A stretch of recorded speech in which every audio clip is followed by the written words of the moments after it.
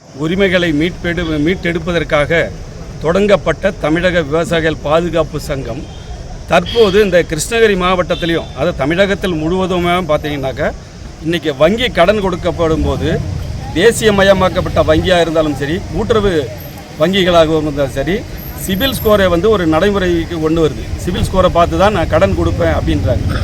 CIBIL score எந்த வகையிலையும் இந்த விவசாய பெருமக்கள் சிபில் ஸ்கோரில் வர முடியாது. என்ன காரணம்னா, ஏற்கனவே சரியான விலை, கட்டுப்படியான விலை இல்லாதனால, உரிய விலை கிடைக்காத விவசாயிகள் பெரிதும் பாதிக்கப்பட்டதுனால எங்கே போனாலும் கடனாளியாக தான் இருக்கிறான்.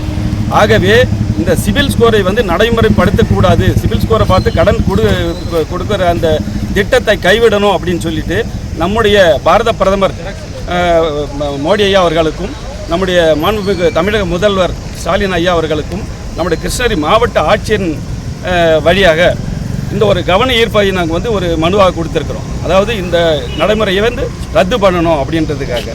ஆகவே இந்த அடிப்படையில் தான் இன்றைக்கி தமிழக விவசாயிகள் பாதுகாப்பு சங்கத்தின் மேற்கு மாவட்ட செயலாளர் கணேஷ் ரெட்டி, கிழக்கு மாவட்ட செயலாளர் சுப்பிரமணி, மாநில மகளிர் அணி செயலாளர் நாகராணி மற்றும் பொறுப்பாளர்கள்லாம் இங்கே கலந்துட்டுருக்குறோம். ஆகவே இதை கைவிடணும் அப்படின்றத எங்களுடைய பிரதான கோரிக்கை. கிருஷ்ணகிரி மாவட்டத்திலிருந்து கே. சுப்பிரமணி, தமிழக விவசாயிகள் பாதுகாப்பு சங்கம் கிழக்கு மாவட்ட செயலாளர்.